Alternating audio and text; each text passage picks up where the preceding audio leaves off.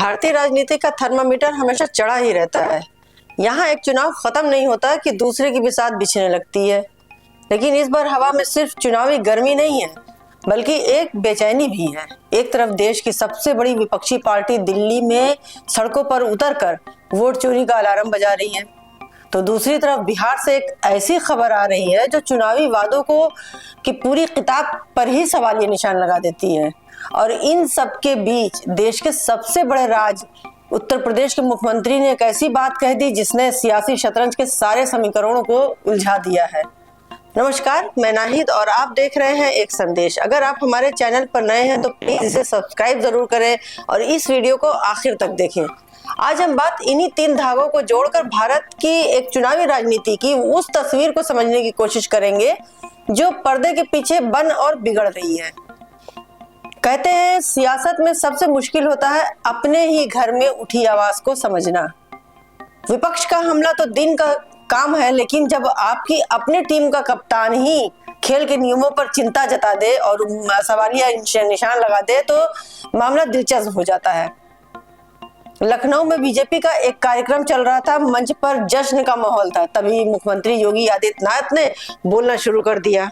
उन्होंने बताया कि उत्तर प्रदेश के मतदाता सूची के पुनरीक्षण यानी एसआईआर के बाद वोटर्स की संख्या में लगभग 4 करोड़ की कमी आई है।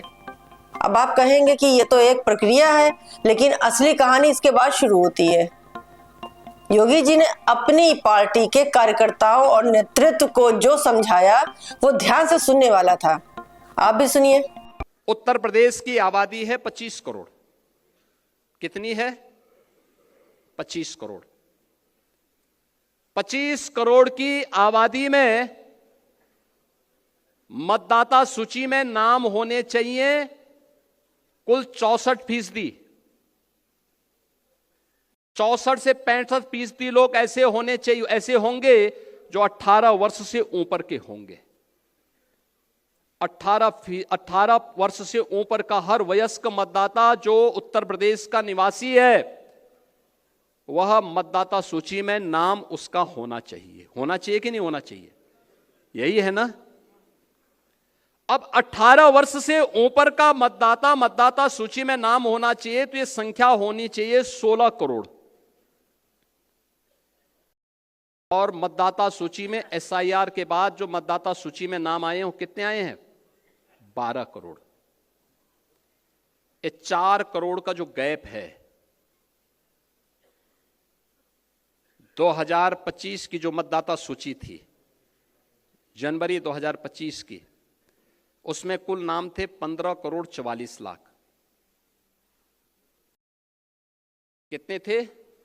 15 करोड़ 44 लाख। 1 जनवरी 2026 को जो भी युवा 18 वर्ष का होगा वह मतदाता बनने का हकदार होगा। यह संख्या बढ़नी चाहिए 15 करोड़ 44 लाख से 16 करोड़ तक, लेकिन यह संख्या बढ़ी नहीं है, घटी है। 15 करोड़ 44 लाख से घट करके ये हो गई है 12 करोड़। ये जो 4 करोड़ का गैप है, ये मिसिंग है। ये आपका विरोधी नहीं है। उनका इशारा साफ था कि ये जो 4 करोड़ वोटर लिस्ट से बाहर हुए हैं उनमें से 85 से 90% वोटर वो हैं जो पारंपरिक रूप से बीजेपी का समर्थन करते आए हैं। ये कोई खुला विद्रोह नहीं था, बल्कि एक कुशल राजनेता द्वारा अपनी पार्टी के शीर्ष नेतृत्व को दी गई एक गंभीर चेतावनी थी।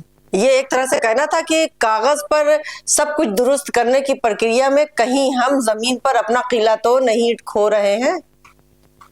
योगी आदित्यनाथ ने गणित समझाया कि 25 करोड़ की आबादी वाले यूपी में लगभग 16 करोड़ वोटर होने चाहिए, लेकिन सूची में सिर्फ 12 करोड़ नाम हैं।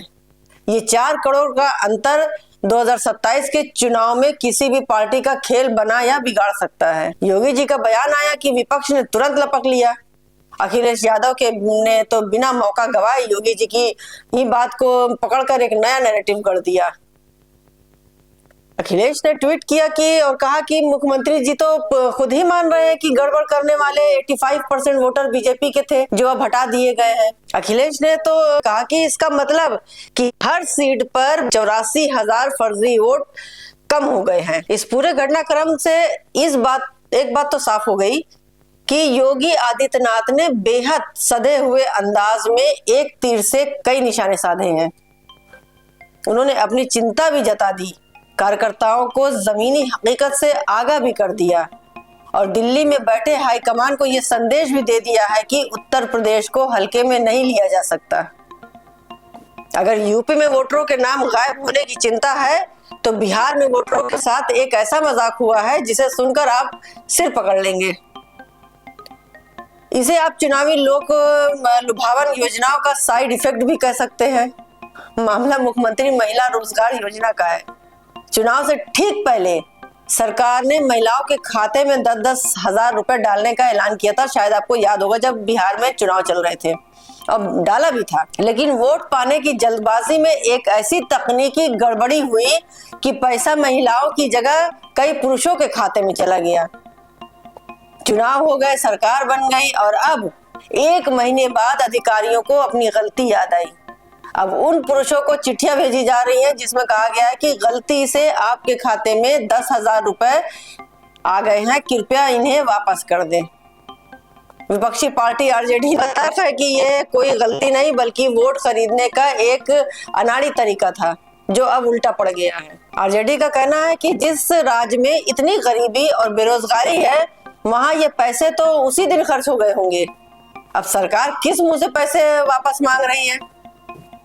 ये घटना दिखाती है कि कैसे चुनावी मौसम में योजना जमीन पर उतरती नहीं जाती बल्कि वोटों के लिए फेंकी जाती है। एक विशाल रैली जिसका निशाना सिर्फ बीजेपी नहीं बल्कि सीधे तौर पर चुनाव आयोग था। इस बार कांग्रेस के नेताओं ने खासकर राहुल गांधी के तेवर बदले हुए थे। उन्होंने सीधे चेतावनी दी। ये जो सत्य और असत्य की लड़ाई हो रही है, इलेक्शन कमीशन बीजेपी के सरकार के साथ मिलकर काम कर रहा है और इनको जितनी भी इम्यूनिटी देनी है दे दो। मैं स्टेज से आपको कह रहा हूं, कांग्रेस पार्टी आपको कह रही है, आप मत भूलिए आप हिंदुस्तान के इलेक्शन कमिश्नर हो, आप नरेंद्र मोदी के इलेक्शन कमिश्नर नहीं हो। और हम आपको साफ कह रहे हैं, यह जो कानून बना है आपकी रक्षा करने के लिए कानून बना है, इस कानून को हम बदलेंगे, रेट्रोएक्टिवली बदलेंगे और आपके खिलाफ एक्शन लेंगे। आपके पास सत्ता आज है, आप पावर में हैं, इसका कोई मतलब नहीं है। राहुल ने कहा कि आज का कानून भले ही आपको बचा ले लेकिन जब सरकार बदलेगी तो इस कानून को भी बदला जाएगा और आपसे जवाबदेही ली जाएगी। उन्होंने संसद का वाकया भी सुनाया। राहुल ने दावा किया कि मैंने देखा है उनके हाथ कांप रहे थे क्योंकि उनकी बहादुरी सिर्फ सत्ता के दम पर है। हाथ देखा अमित शाह का, हाथ देखा कांपते हुए ऐसे देखा। क्यों हाथ क्यों कांप रहा था मैं बताता हूं। क्योंकि ये बहादुर जब ही हैं जब इनके हाथ में सत्ता है।